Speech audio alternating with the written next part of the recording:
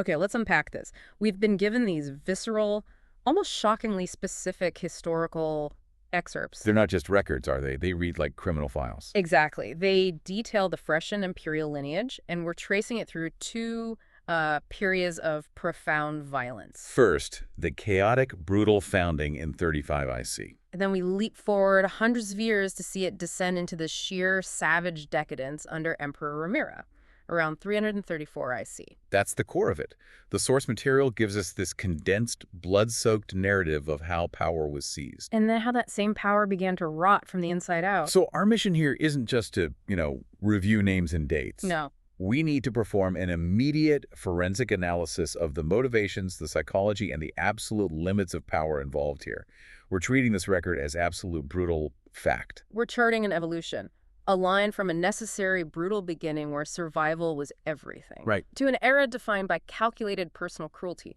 We have to synthesize this raw, intense information into a coherent narrative of power and bloodshed. And here's where it gets really interesting for you, the listener, because the contrast is so stark.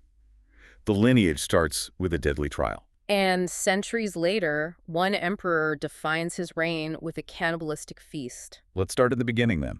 35 IC, the establishment of the Phrecian name, The sources open dramatically with this ritual, the Lord's trial. which was, a lethal, merit-based custom of succession. Think of it as a deadly entrance exam for the throne.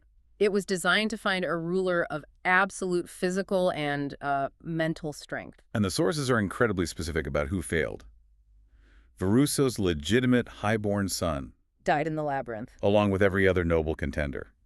The result was genuinely revolutionary for the time. It absolutely was, because the lone survivor, the one man who navigated that labyrinth and earned the throne through pure survival. He's Caspiro, a low-born legionnaire. Not a noble. He won the right to rule through pure merit, through demonstrated physical fortitude in the face of certain death.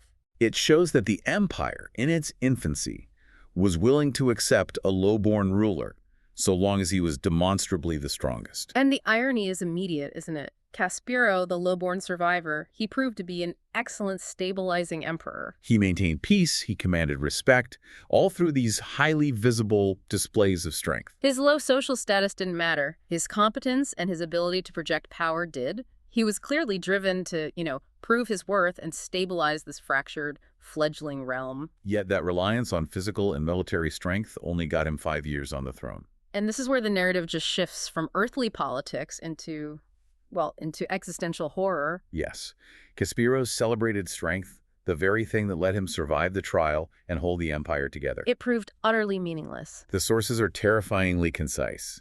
He was, quote, dismembered by something referred to simply as a dark being. Just like that, his reign ended not with political failure, but with this sudden, overwhelming metaphysical threat. And that event triggered immediate systemic consequences for the world around them.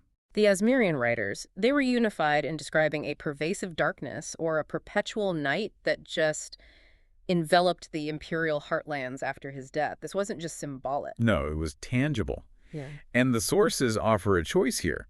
Was this extreme weather, or was it the thaumaturgical residue of the fall? And that's a crucial distinction. The fall, which we see referenced elsewhere, points to some earlier great cosmic catastrophe. So the fact that contemporaries were even debating if this darkness was weather or residual magic from a prior apocalypse, it tells you the scale of the dread they felt. The darkness was real, immediate, and potentially tied to something primordial. And that's the crisis point. Caspiro dies horribly. The empire is plunged into potentially cosmic darkness. And the power vacuum is filled by General Alano Phrecian, but this wasn't a standard political coup. Not at all. It was an act of immediate, necessary action driven by that existential threat. Alano's actions were decisive, brilliant, really. Not just militarily, but politically. He took the fight directly to the unknown. He wrote that our legions drove the dark being deep into the recesses of its lair and sealed it away for eternity. That's not just a general winning a battle. That is a figure of authority undertaking a monumental world-saving task. He didn't just win a fight, he restored order. He restored the gaze of Solaris to the lands. And that decisive action is what fully legitimized his claim. The power structure changed instantly. In the absence of hereditary succession, Alano returns to Sarn, is crowned emperor, and claims the Eternal Empire. He even names the Heartlands in his honor. So this military existential necessity, that became the new foundation of the lineage. If we really dig into the motivation in 35 IC, we see this fundamental pivot. We do. Kasparov's initial motivation was proving his individual worth, maintaining peace through strength. His stake was his own physical body, and he lost it when the metaphysical reality just overwhelmed his earthly strength. But Alano's motivation was vastly different.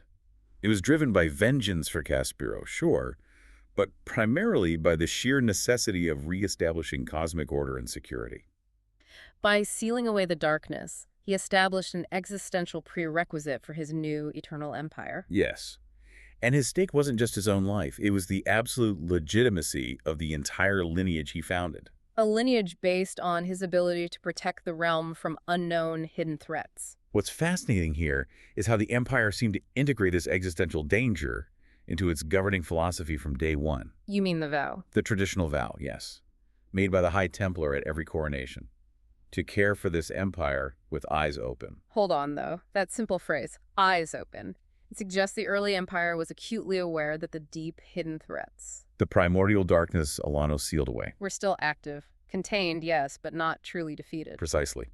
The founding emperor built his legitimacy not just on strength, but on the capacity to monitor the unknown. The power dynamic shifted definitively.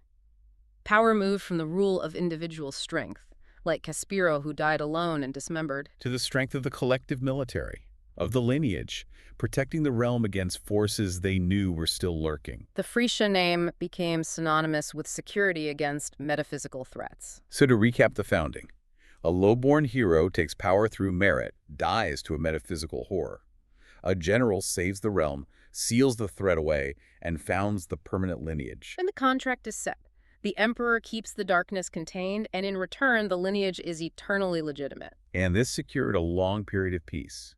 Mm. But that peace only masked a slowly developing internal corruption. Which brings us forward roughly 3 centuries. The lineage is secure, the great darkness is sealed away, and we enter the era of Emperor Ramira, say 334 IC. And now the threat has moved indoors, from the cosmic to the domestic. And if the founding was brutal but necessary, Ramira's reign descends into calculated, savage decadence.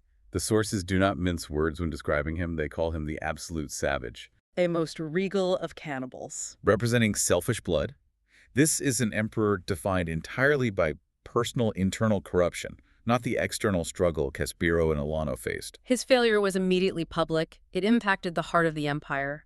The sources document the Night of 1,000 Ribbons. Which is a euphemism for when Sarn, the capital, burned. But it didn't burn from the return of that external darkness. The sources explicitly state it burned with fires lit by cruelty and neglect. It was a catastrophic failure of governance, a confirmation of the emperor's character. But what strikes me immediately is the tension the source material introduces here. Despite burning with shame and cruelty, the city was born again. Right, what does that mean? Is the source claiming this was a truly beneficial transformation? Or is this just imperial propaganda trying to sanitize Ramira's complete neglect? The event itself was tragic, but the narrative suggests this strange kind of cleansing. And that's where the failure moves from public neglect to private, calculated horror. The truly defining act of Ramira's legacy was deeply personal, meticulously planned, and it stemmed from a domestic betrayal. The emperors bore him 2 sons, but they were sired by Ramira's own brother. And Ramira's vengeance. It demonstrates absolute power completely divorced from sanity. He didn't just execute the empress and the brother. No, he leveraged his power to inflict maximum psychological violation. He threw the empress a formal banquet, a perfidious meal indeed. And this culminates in the infamous atrocity. Ramira fed the empress her own 2 sons during that famed banquet. Gadiro's account is chillingly direct. It was an act of total dominance calculated to achieve maximum pain, both psychological and physical. And the coldness of it all is driven home by the accompanying detail from an artifact, likely related to the empress or the aftermath. The quote is just brief and horrifying. Shame what happened to my husband. He had such good taste. The utter lack of remorse there, or maybe it's dark final resignation. It just encapsulates the whole shift. This wasn't a desperate act of passion. It was a cold, brutal display of ultimate power. Ramira's actions were driven purely by personal vengeance, by the desire to reestablish dominance after his brother's betrayal. If we compare his motivation to Caspiro and Alano, the difference is just. It's stark. His stake wasn't the security of the realm. No. It was proving his absolute unchecked domestic power, regardless of the consequences for the imperial reputation or, the lives of his family. The power dynamic was irrevocably shattered. The relationship between Rhaenyra and the Empress was destroyed first by her betrayal. And then by his physical and psychological violation of her. He achieved total control by forcing her into that state, leaving her utterly stripped of her dignity and her children. The immediate consequence is this contrast between the public tragedy Sarn burning from neglect and the private, calculated horror of the banquet. Rhaenyra's failure was complete. As a leader, he neglected the city. And as a man, he utilized his absolute power to inflict unimaginable domestic cruelty. This is where we see the final devastating consequence. The confirmation that selfish blood breeds selfish times.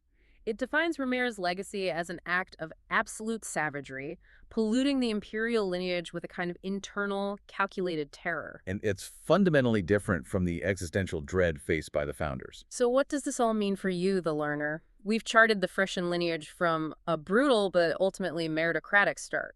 Through a monumental struggle to contain an external metaphysical threat. And finally down into a pit of highly personalized internal cruelty. The arc of this empire is defined by the specific extreme acts of its rulers.